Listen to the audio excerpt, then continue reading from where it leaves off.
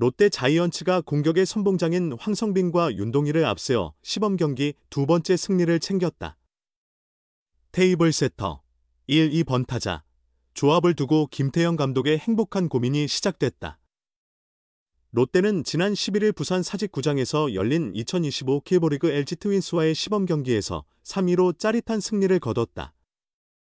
선발 투수 나균환이 1, 2회 연달아 만루 위기에 놓이며 흔들렸지만 실점을 최소화했고 타선은 리드를 내주지 않으며 착실히 득점을 쌓아 올렸다.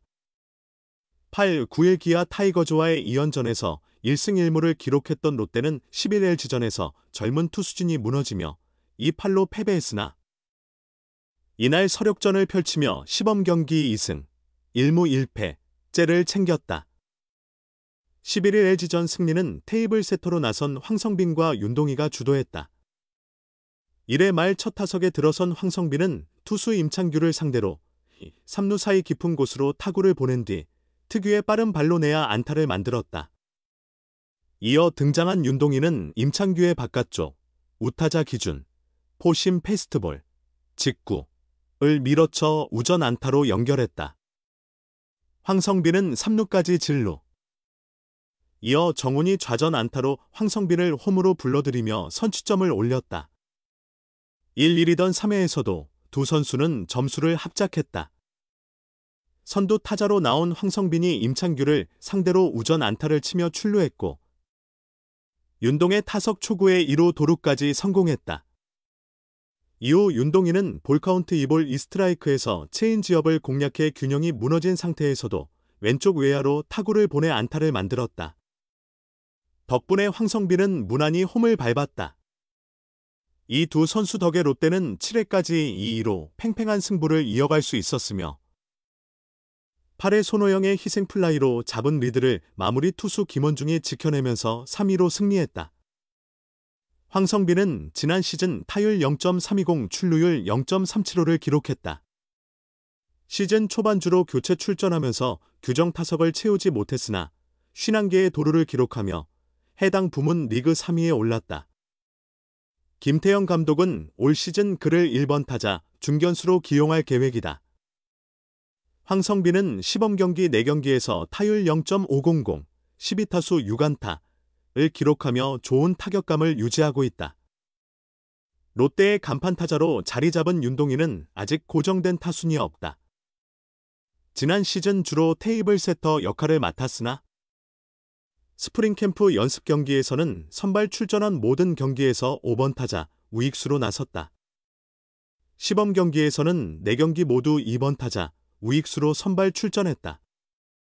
2번 타자로 유력했던 이루수 고승민은 스프링 캠프 막바지에 발목 부상을 입어 현재 재활 치료 중이다. 실전 복구까지는 다소 시간이 걸릴 것으로 보인다.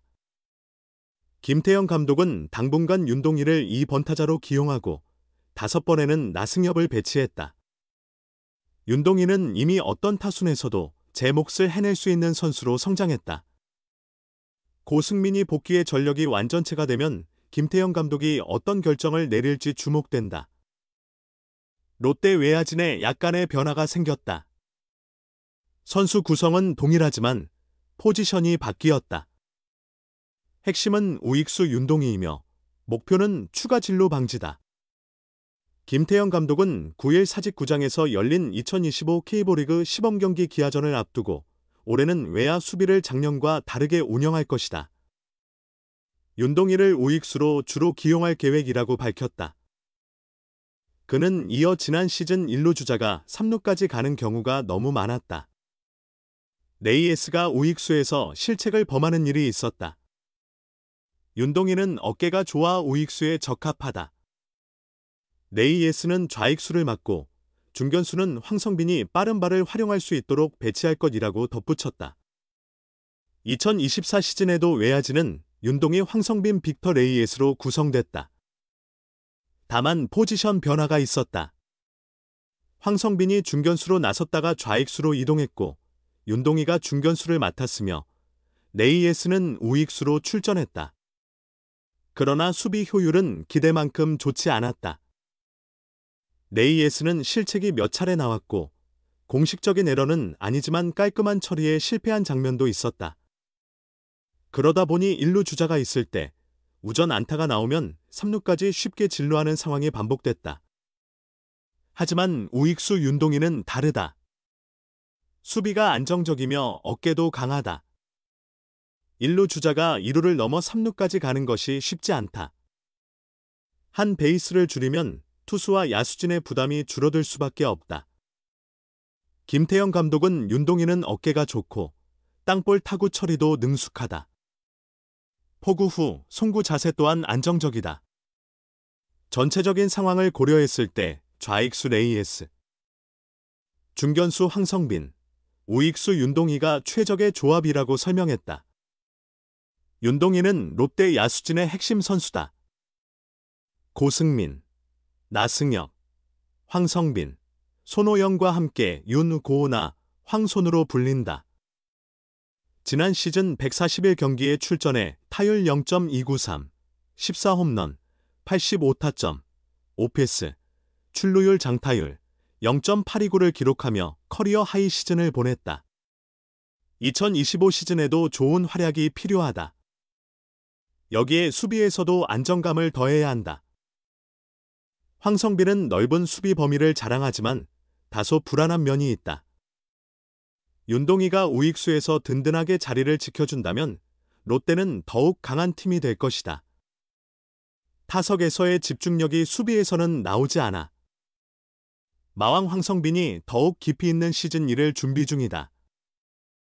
지난해 125경기에서 타율 0.320, 4홈런, 26타점, 94득점, 51도루, 5패스 0.812, 득점권 타율 0.333을 기록하며 공수주를 갖춘 정확한 타자로 자리매김할 준비를 마쳤다. 황성빈은 주력이 뛰어난 선수다.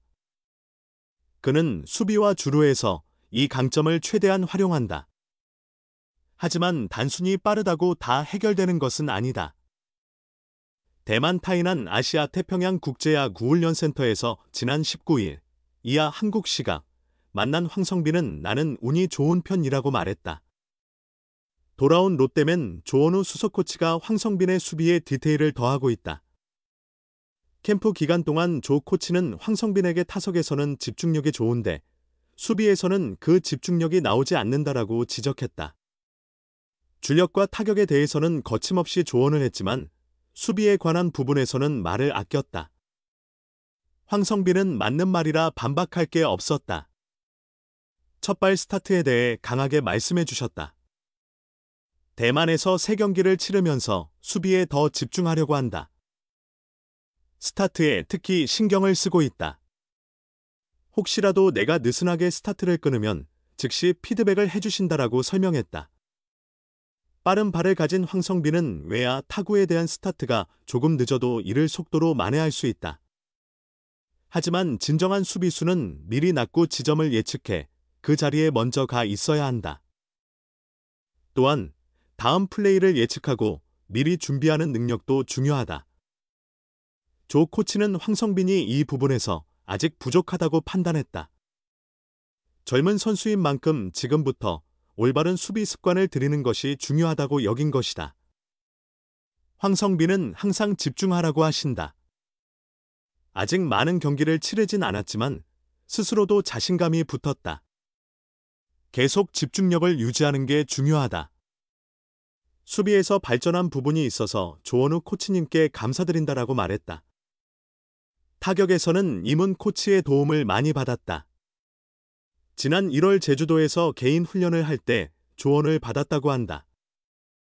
황성빈은 코치님이 먼저 연락을 주셨다.